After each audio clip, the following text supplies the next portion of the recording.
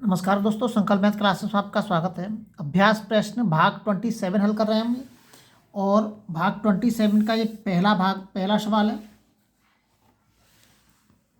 ए तथा बी ने क्रमशः 20,000 रुपये व 15,000 रुपये का निवेश करके एक व्यापार आरंभ किया। ए ने 20,000 रुपये लगाए हैं और बी ने 15,000 रुपये लगाए हैं। आगे कह रहा है कि 6 माह के पश्चात सी भी 20,000 रुपये के साथ उसमें शामिल हो गया। इसका मतलब पहले ए और बी ने व्यापार शुरू किया था। व्यापार शुरू करने के 6 महीने बाद सी भी उसमें शामिल हो जाता है और 20,000 रुपये दे देता है। व्यापार आरंभ करने के 2 वर्ष के बाद कितना समय दे रखा है? समय दे रखा है 2 वर्ष। 2 वर्षों के बाद उनको जो लाभ होता है वो 25,000 रुपये का लाभ होता है। अब वो पूछ रहा है कि उस लाभ के अंदर बी का हिस्सा कितना है। बी का हिस्सा पूछ रहा है वो कि बी का हिस्सा इसमें कितना है। देखिए, जो भी हम व्यापार शुरू करते हैं उसमें जो समय लेते हैं, पहले हम 1 साल का लेते हैं, 12 महीने का। 1 साल में 12 महीने होते हैं, तो जो कोई भी हम धन लगाते हैं उसमें 12 का गुणा करते हैं। लेकिन इसके अंदर क्या दे रखा है कि 2 साल दे रखा है, तो इसका मतलब या तो आप 24 का गुणा कर दीजिए या 12 गुणा के 2 कर दीजिए, क्योंकि दो वर्ष में कितने महीने होंगे? 24 महीने होंगे। तो हमें प्रत्येक मूलधन के अंदर 24 का गुणा करना होगा। तो देखिए, ए अनुपात के बी और अनुपात के सी। ए ने पैसे कितने लगाए? 20,000 रुपये लगाए। कितने समय के लिए लगाए इसने लगाए हैं 2 वर्ष के लिए, मतलब 24 का सीधा गुणा करते हैं इसमें। 24 का गुणा क्यों किया है मैंने? क्योंकि 2 वर्ष के अंदर 24 महीने होते हैं।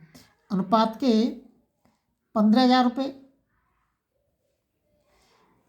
बी ने भी 24 महीने के लिए लगाए हैं। उसके बाद 20,000 रुपये।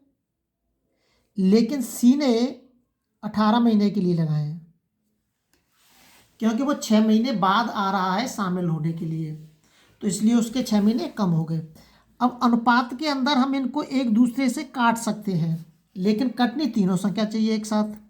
तो देखिए, 3 जीरो से 3 जीरो कट जाएंगी। अनुपात में ही कर सकते हैं ऐसा हम। अब देखिए, 5 से काट के देखते हैं। 5 चौक 20, 5 तिया 15 और 5 चौक 20। अब कितना बचा? 24 बच रहा है, 24 बच रहा है और 18 बच रहा है। ये भी कट सकता है। 6 से कट जाएगा। 6 चौक 24, 6 चौक 24 और 6 तिया 18। अब देखिए, तीनों में 4 है, यहाँ पे भी 4 आ गया। ये गुणा में है 4 और ये 4, एक एक 4 हमें इसमें से सब में से काट सकते हैं। कितनी संख्या बच रही है हमारी? 4 बच रही है। अनुपात के 3 बच रहा है और अनुपात के 3 बच रहा है। यही बच रहा है हमारा। ये ए का अनुपात है, ये बी का है और ये सी का है। इसमें मान किसका पूछ रहा है? इसमें बी का मान पूछ रहा है।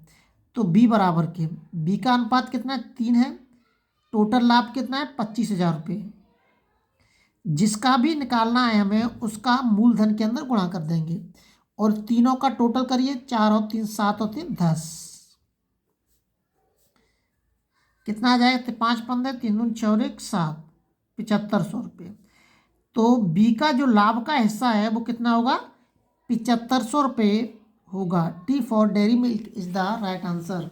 डी जो पार्ट है हमारा वो हमारा सही होगा।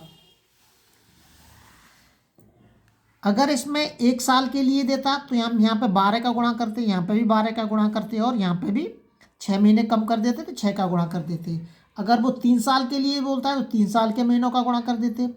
ये भी जो धन वाले सवाल है वो ऐसे ही हल करते हैं हम। अगला सवाल देखते हैं। अगला सवाल दे रखा है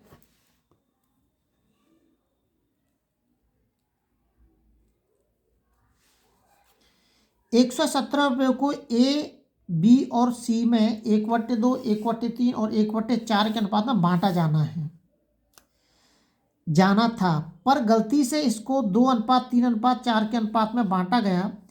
इस प्रकार उनमें से किसको सबसे अधिक लाभ और कितना हुआ, ये पूछ रहा है वो।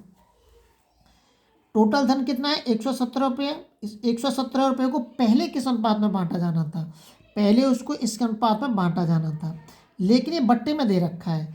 तो ये बट्टे में जो दे रखा है तो इसका 2 का, 3 का और 4 का हम एलसीएम लेंगे। एलसीएम आ जाएगा 12। एलसीएम मतलब काटते हैं सवाल को, इस तरीके से सवाल को काटेंगे हम। 2 एकम 2, 2 दूनी 4,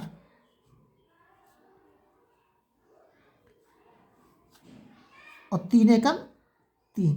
इनका गुणा कर देंगे, 3 दूनी 6 और 6 दूनी 12, कितने आ जाएंगे 12। अब इस एलसीएम जो आया है हमारा जो एलसीएम निकल के आया 12, इस 12 का गुणा करेंगे हम इसके अंदर, 1/2 गुणा के 12 अनुपात के 1/3 गुणा के 12 अनुपात के 1/4 गुणा के 12। ये अनुपात किसके बराबर है? ए अनुपात बी अनुपात सी के। ये ए का हो गया, बी का हो गया, सी का हो गया।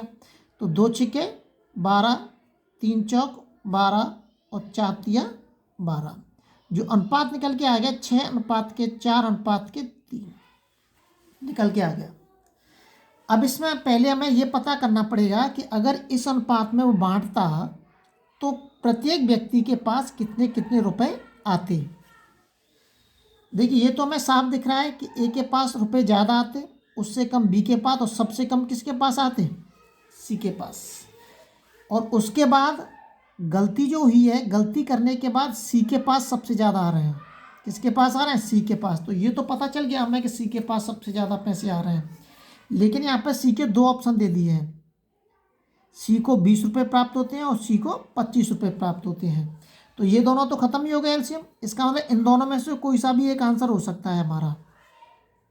हमें ये तो पता चल गया कि सी को ज़्यादा मिलेंगे, तो हम इनका मान निकाल सकते हैं। तो देखिए यहीं से सीधा कर देते हैं।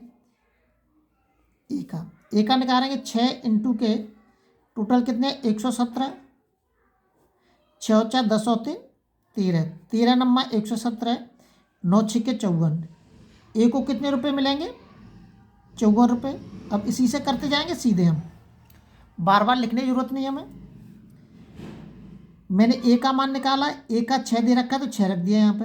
अब मैं इस 4 को यहाँ पर रख दूंगा, यही काटा पीटी होगी, तो 9 चौक 36। बी को कितने मिलेंगे? 36 रुपये। और सी को कितने मिलेंगे? 9 तिया 27 रुपये। ये तो आ गया हमारा पहली कंडीशन। अगर वो इस हिसाब से अगर वो बांटता तो प्रत्येक व्यक्ति को इतने इतने रुपए मिलते।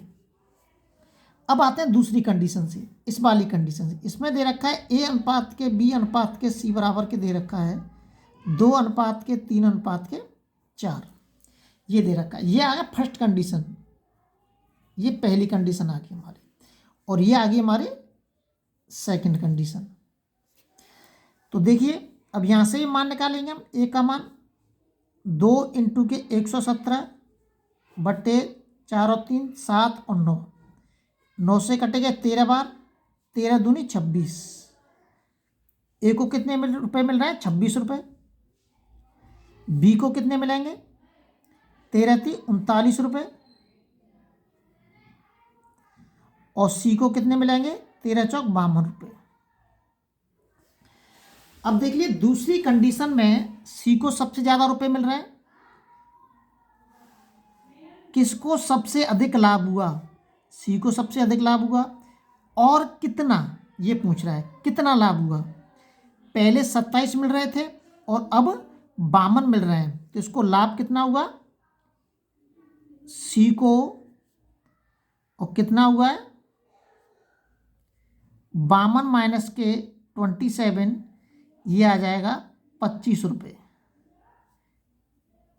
25 रुपये का लाभ हो रहा है। कितना हो रहा है? सी को हो रहा है कितने का हो रहा है? 25 रुपये का लाभ हो रहा है।